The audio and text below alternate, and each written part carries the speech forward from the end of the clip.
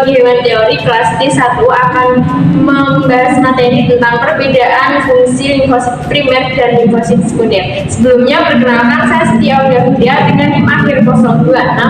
Saya Amalia Putri Zaifa dengan NIM akhir 024. Saya Trinda Demat Widaya dengan NIM akhir 028. Saya Zara Devi Astuti dengan NIM akhir 029.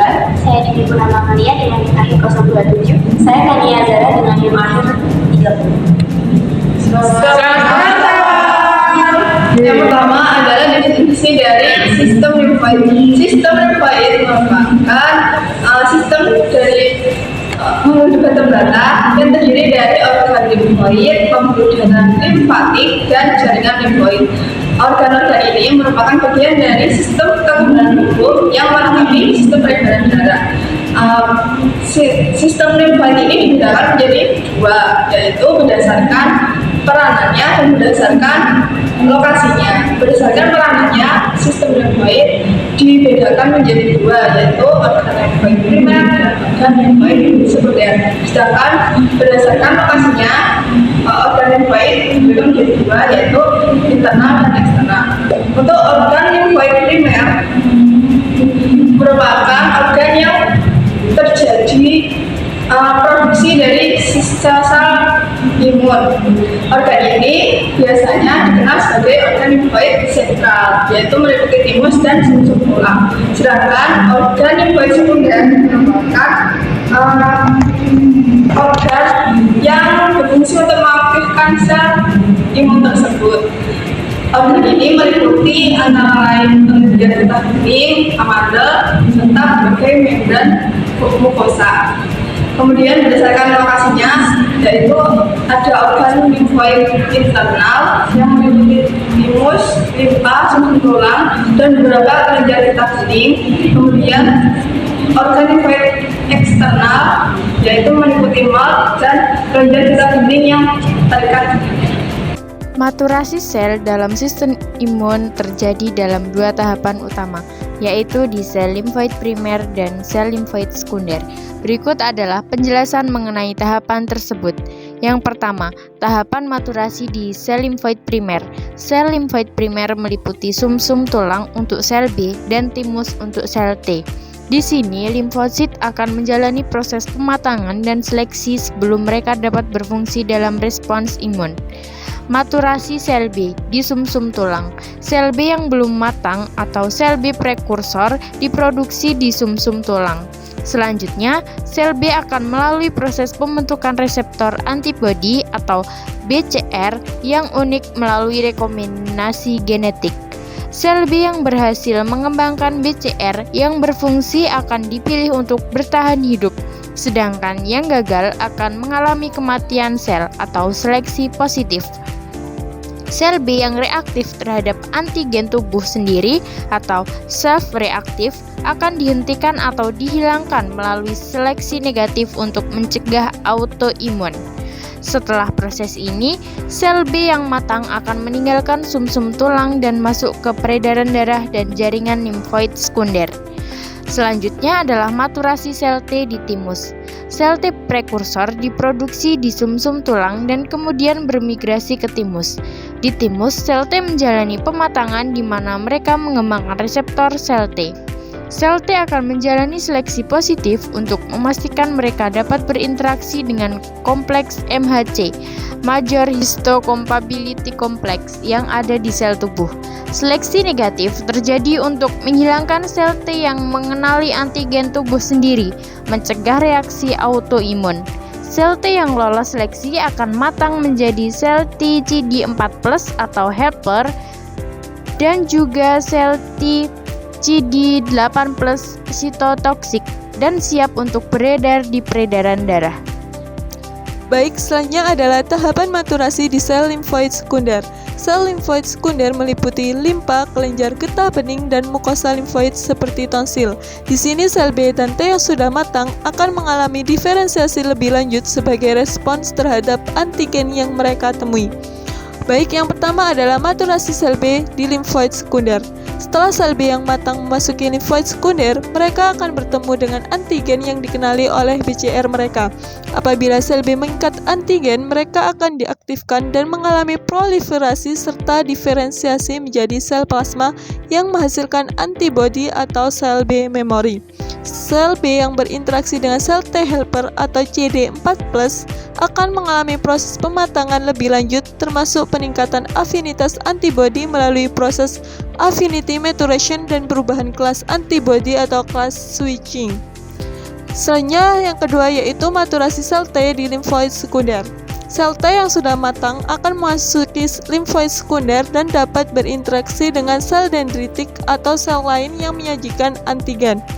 Ketika sel T mengenali antigen pada MHC yang disajikan oleh sel dendritik atau makrofag, sel T akan diaktifkan.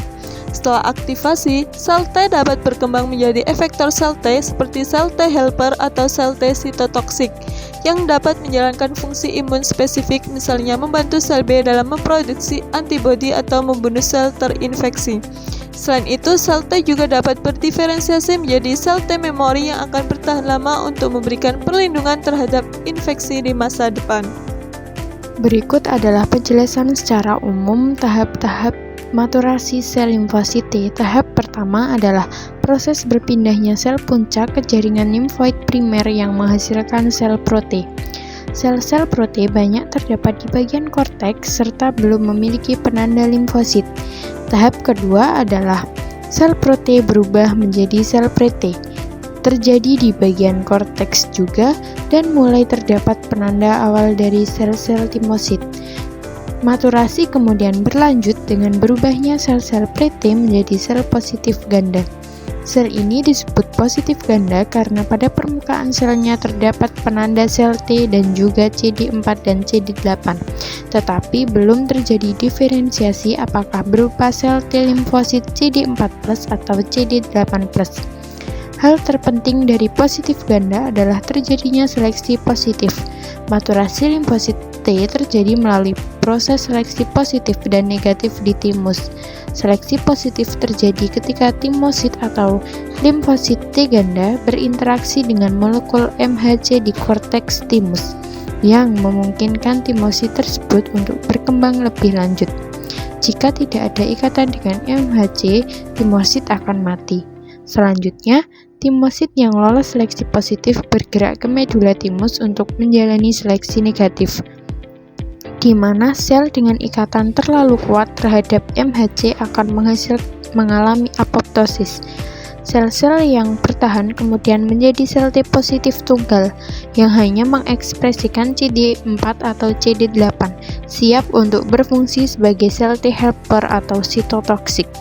Sel-sel ini kemudian bergerak ke jaringan limfoid sekunder sebagai sel T naive, dan setelah berinteraksi dengan antigen, mereka teraktivasi untuk melawan patogen.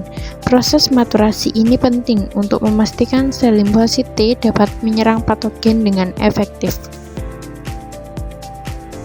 Selanjutnya adalah tahap-tahap maturasi sel limfosit B. Yang pertama yaitu pada tahap sel pro-B. Sel punca diferensiasi menjadi limfosit B dengan pembentukan penanda permukaan CD19 dan CD10, namun belum menghasilkan imunoglobulin. Yang kedua yaitu tahap pre-B, ditandai dengan ekspresi imunoglobulin sederhana dan rekombinasi gen imunoglobulin yang penting untuk variasi antibodi. Selanjutnya yaitu pada tahap sel B imatur, terjadi perbanyakan sel, hilangnya penanda CD43 dan diferensiasi imunoglobulin menjadi IgM, serta proses rekombinasi gen imunoglobulin berlanjut.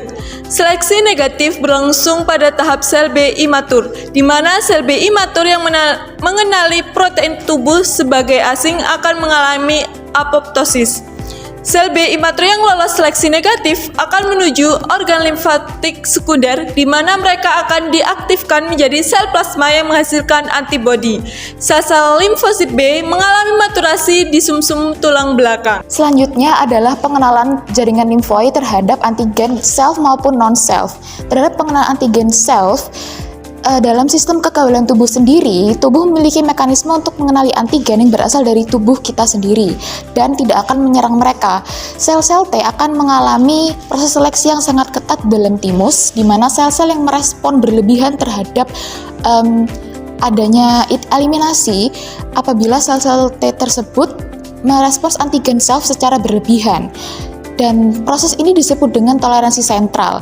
Hal ini akan mencegah autoimunitas, yaitu sistem kekebalan tubuh yang menyerang jaringan tubuh itu sendiri. Selanjutnya adalah antigen non-self atau antigen yang bukan bagian dari diri mereka sendiri, yaitu adalah ketika sel-sel imun mengenali antigen non-self seperti patogen, virus, dan juga bakteri. Mereka mengaktifkan respon imun untuk menyerang dan menghancurkan agen asing tersebut. Sel-sel T dan juga sel-sel B akan bekerja sama untuk mengenali dan melawan antigen non-self melalui berbagai mekanisme seperti fagositosis dan produksi antibodi. Proses pengenalan ini melibatkan interaksi kompleks antara reseptor antigen pada sel-sel imun dengan antigen itu sendiri, serta sinyal-sinyal kimia yang memastikan respon yang tepat terhadap ancaman. Dari penjelasan yang telah dipaparkan oleh teman-teman sebelum saya, terdapat kesimpulan yang dapat diambil, yakni sistem limfatik pada vertebrata terdiri dari organ limfoid, pembuluh limfatik, dan jaringan limfoid.